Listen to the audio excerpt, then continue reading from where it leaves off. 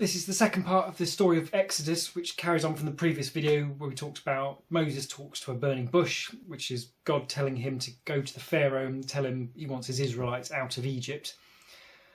There was a warning at that point that the Pharaoh was going to say no, and this next section, which is chapters 5 through to 12, picks up with Moses going to see the Pharaoh. There was an interesting objection from Moses in that he said he was terrible at talking. So God says he's going to get his brother Aaron, not clear if it's his actual brother or figuratively brother, but Aaron goes with him to do the talking. So Moses and Aaron, they go to see the Pharaoh and say, want you to let the people go. God has said you've got to do this or you're going to be in trouble. Pharaoh says no. Interestingly, at this point, Moses does the snake trick, which we talked about in the previous video, and says to Aaron, throw your stick on the floor, and it becomes a snake. You would think the Pharaoh at this point would go, wow, that's a pretty neat trick.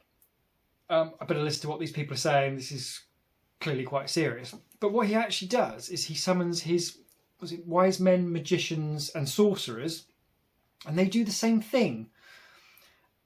I have some trouble with this. That's very odd. I mean, I am agnostic rather than atheist, so I'm trying to be open to the possibility that if there is a God, he can probably turn a stick into a snake. But sorcerers, wise men, and whoever else it was, not so sure. That's a little bit of an odd bit in the story there. Either way, these sorcerers and magicians turn their staffs into snakes, apparently. There's no detail, so I don't know if that's put it behind their back and bring it out the other side. Oh, look, the stick's become a snake. But it says that Moses and Aaron's snake eats their snakes, which apparently means that they're better. Either way, though, as we talked about before, God said he was going to harden the Pharaoh's heart so that he would say no, so God can unleash his plagues and prove that he is God. So Pharaoh does indeed say no, and Moses and Aaron go away, and then we get into the 10 plagues of Egypt. Not very high-tech, this. There's 10 of them. I can't remember it, so I'm just going to read them off a piece of paper. But the plagues were, first of all, there was all the water in the whole of Egypt turns to blood. That's not just the Nile, that's the water on your bedside table and all the rest of it as well. Bit of a freaky one. Then some frogs come along. It sounds irritating, certainly, but it doesn't sound like the worst plague in the world. Frogs even being edible, in France at least, maybe not in Egypt, but it doesn't sound like the end of the world for that one. Then there were gnats. That sounds annoying. Very bitey and small, and you can't see much about them, but still probably not the end of the world. Gnats followed by flies, which I guess are like bigger gnats, but less annoying because they don't bite, but irritating nonetheless. Then all the livestock is killed, and it makes the point that it's only the Egyptian livestock. None of the Israelite livestock is killed, so it's very clear that this is a very selective dropping dead of sheep and cows and all the rest of it. Then we're into boils, which, okay, yeah, it's starting to sound... Don't want anything with that. Then it's hail, but really serious hail, the sort that if you're out in it, you're getting killed by it, and your livestock's getting killed by it. And it seems that some people were out in it and didn't take it particularly serious, so people are starting to die now. Then locusts. Sounds noisy. Did locusts make noise? Not sure, is that just crickets? A lot of them anyway. Then it was darkness, which in my head was automatic. Well, that's obviously an eclipse, but apparently it lasted for 3 days, so it's not an eclipse. And then last but not least, the firstborn sons of everybody in the land dies unless they do a particular ritual. It's a very odd ritual, actually. You have to sacrifice a sheep or a goat, paint the blood over your door, then eat your dinner standing up in your sandals with your robe tucked into your belt, and then you're fine, or your firstborn son is fine. But God only tells the Israelites this, so the Egyptian sons, all their first sons die, including the pharaohs. There are a few interesting things that happen in the middle of this. The first couple of tricks, the sorcerers, wise men and magicians managed to replicate. I don't quite understand how that's a thing. I think it's by the time they got to gnats or flies, they went to the Pharaoh and said, no, we can't recreate this anymore. This is the hand of God or something like that. it was a fairly conclusive. I mean, you could turn a stick into a snake, round the back, but they're now saying to the Pharaoh, no, this is something pretty special. But the Pharaoh still doesn't give in and inflicts all this other stuff on his people despite his warning. But again, leading back to God saying he's hardening the Pharaoh's heart so that he can demonstrate his power. During these plagues, the Pharaoh says to Moses, all right, I'm really sorry, stop it, call it off, pray for me and all the rest of it. Moses says, okay, fine, let's go, goes out, prays to God, and whichever plague it is lifted.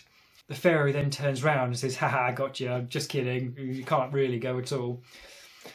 And then the next plague comes, he does it again. 4 times he does this. You sort of wonder what kind of a sucker does he take Moses for, but then to be fair, 4 times Moses goes out, prays, says, oh, it's okay, he's going to back down.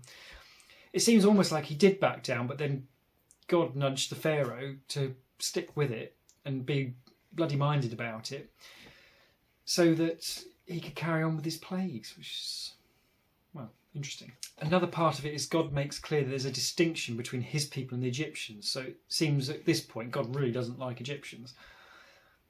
I guess to some extent that's going to be because they have their own gods and all the rest of it. And I suppose they're also oppressing the Israelites. But yeah, there's definitely that division of God's people and not God's people. So something about that just sits a little bit uncomfortable with me, but I guess it's still early doors and we'll see what's coming later on. So finally, after this 10th and final plague, the Pharaoh gives in and says to Moses, fine, just go, get out of here. And it's said that God makes the Egyptians favourably predisposed to the Israelites, which is kind of surprising, really. And says that if the Israelites ask the Egyptians for their gold or silver or cattle, whatever, then the Egyptians will give that to them. So they do, and off the Israelites go. This is apparently 430 years to the day that the Israelites have been living in Egypt. And off they head off into the wilderness. What to do with this? I don't think there's any way to look at those plagues with naturalistic explanations. I think you either have to rule them out as not having happened or accept that there was something somewhat supernatural behind them, which is annoying. At one point during the plagues, I think it's during the hail one, God makes Moses make the point to the Pharaoh that despite all this suffering that God is raining down on the Egyptians, he is being merciful by not wiping them off the face of the planet. And that was an interesting, because I'm reading this thing thinking this is a bit harsh. I mean, he's dropping all this stuff on the Egyptians and hardening the Pharaoh's heart to stop him from backing out of it. So it's a bit cruel, really. I was just looking for an excuse to punish, but then actually thinking about it in terms of, well, you're God, so you could snap your fingers and just wipe them all out of existence. Therefore, throwing some gnats and flies and frogs at them doesn't seem actually such a big deal. So that was an interesting take on it. That one little line had a significant impact in how I was reading the story. I think I have a real problem here in terms of this is obviously a massive supernatural event, and it's clearly trying to put it in such a way as to make it clear it's not metaphorical. This is clearly supposed to be actual events taking place. So I think it is supposed to be literal, but whether you can accept that that's actually a thing, so I think we're going to have to just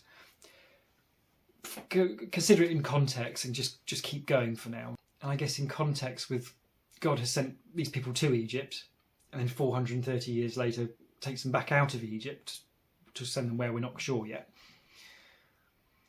It's not clear what that's achieved, I suppose, except that it says that there are now 600,000 of them. So they've gone from Jacob/Israel being the same person. Now there's 600,000 people. So certainly God has achieved growth in the number of his people, as it were, although we've still got the difficult problem of his people and others. So yeah, we'll soldier on anyway. For the next one, we'll be looking at the passing of the Red Sea and the Israelites actually making their way out of Egypt and see what happens next with the story there.